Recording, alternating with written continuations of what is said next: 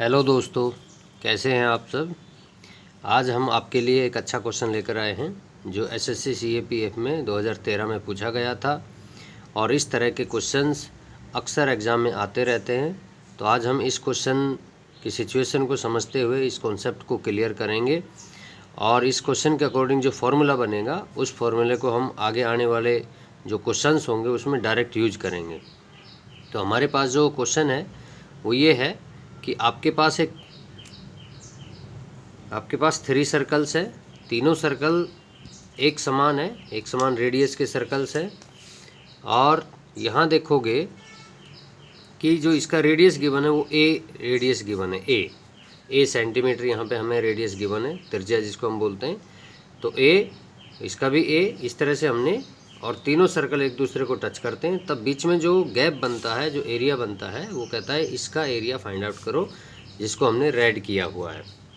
तो क्वेश्चन यही है, क्योंकि सर्कल तीनों सेम सर्कल है और तीनों सेम सर्कल्स है तो इनके जो सेंट्रल पॉइंट्स हैं इनको जब हम ज्वाइन करेंगे एक दूसरे से तो यहाँ एक आपको ट्राइंगल मिलेगी और उस ट्राइंगल की साइड क्या बन जाएगी, ये ए और ए, 2A और 2A। तो यहाँ आपको ये जो ट्राइंगल की साइड मिलेगी, इस तरह से आप देखोगे कि ये ट्राइंगल आपको समबाहु त्रिभुज मिलेगी, जिसको हम इक्विलेटरल ट्राइंगल बोलते हैं, समबाहु त्रिभुज।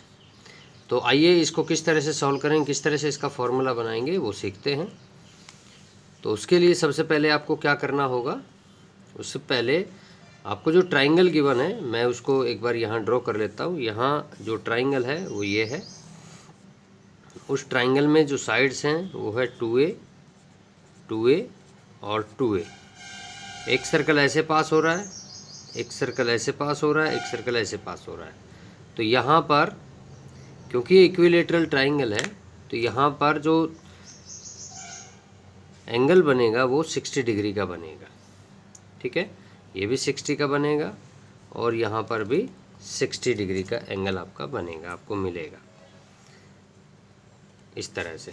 तो अब देखिए कि क्योंकि आपको ये ट्राइंगल के बीच का एरिया जो रेड एरिया था वो आपको निकालना है, तो उसके लिए कंसेप्ट क्या है इस फिगर में आप देखिए। कंसेप्ट क्या है, कंसेप्ट ये है कि अगर हम इस ट्राइंगल के अंदर से, इस ट्राइंगल के एरिया के अंदर से अगर हम ये तीनों एरिया माइनस कर दें, जो वाइट आपको दिखाई दे रहे हैं, इस पूरे ट्राइंगल में से अगर हम तीनों वाइट माइनस कर दें तो ये वाला एरिया आपका बच जाएगा, ये आपको मिल जाएगा। तो इसका मतलब ये है कि आपको इक्विलेटरल ट्राइंगल जो है, हमारी समबाहु त्रिभुज है, उसके अंदर से आपको इन तीनों एरिया को माइनस करना पड़ेगा। अब ये तीनों एरिया तो समान है, लेकिन ये हैं क्या, इसको बोलते हैं त्रिज्याखंड, sector, area of sector English में बोलते हैं और हिंदी में बोलते हैं त्रिज्याखंड का क्षेत्रफल। तो त्रिज्याखंड का क्षेत्रफल और ट्राइंगल का एरिया है, ये दो चीज़ें हमें चाहिए और हम इस क्वेश्चन को सॉल्व कर देंगे। तो देखिए किस तरह से हम करेंगे। तो यहाँ पर आपको एक चीज़ याद रखनी होगी कि समबाहु त्रिभुज जो है, समबाहु त्रिभुज का क्षेत्रफल, ये चीज़ आपको याद होनी चाहिए पहले से, √3/4 और साइड स्क्वायर, साइड आपकी है 2A और ऐसे √3/4 साइड स्क्वायर, ये फॉर्मूला आपका है समबाहु त्रिभुज का क्षेत्रफल। और त्रिज्याखंड का क्षेत्रफल क्या होगा, त्रिज्याखंड का क्षेत्रफल, त्रिज्याखंड का क्षेत्रफल होता है थीटा डिवाइड बाय 360 इंटू में πr²। ये थीटा वही थीटा है जो यहाँ पर बना हुआ है, ये जो थीटा है, ये जो एंगल है इसको हम यहाँ पर थीटा बोल रहे हैं। तो इसका मतलब यहाँ पर ये पुट कर देते हैं। r² का मतलब यहाँ रेडियस है, रेडियस कितना है, वो यहाँ से यहाँ तक a था हमारा, ये है हमारा रेडियस जो सर्कल के अंदर है, रेडियस a था और ये a था, a और a 2A हो गया था। तो यहाँ पर ये होगा हमारा एंगल, आपको थीटा 60 है और डिवाइड बाय 360 इंटू पाई, और r की जगह हम लिख देंगे a²। तो इस तरह से आप देख लोगे कि ये एक फार्मूला है, ये एक फार्मूला है, इसको कैंसिल कर देते हैं, यहाँ पे 6 आ जाएगा। तो अब देखोगे आप कि इस वाले एरिया में से हमने ये वाला एरिया माइनस करना है, तो हमारा शेडेड एरिया बच जाएगा, एरिया ऑफ शेडेड रीजन। तो जो हम निकालेंगे area of shaded region, area of shaded region जो आप निकालोगे वो क्या होगा? तो देखिए एरिया ऑफ ट्राइंगल माइनस कर दोगे 3 इंटू एरिया ऑफ त्रिज्याखंड, उसको क्या बोलते हैं हम? त्रिज्याखंड। त्रिज्याखंड 3 त्रिज्याखंड है हमारे पास, तीनों हैं, एक इधर एक इधर एक इधर, 3 त्रिज्याखंड है तो तीनों को माइनस कर देंगे। ये हो गया आपका 3/4 √3/4 साइड स्क्वायर, साइड स्क्वायर है ये 2a होल स्क्वायर, 2a का होल स्क्वायर क्या होगा? 4a स्क्वायर माइनस 3 इंटू, ये आंसर कितना आया था? 1/6 पाई a स्क्वायर, ठीक है, 1/3 पाई a स्क्वायर। अब देखो आंसर क्या आ रहा है, 4 से 4 कैंसिल हुआ, √3a स्क्वायर, और इससे ये कैंसिल हुआ, तो ये आ गया आपका आंसर क्या आया? √3a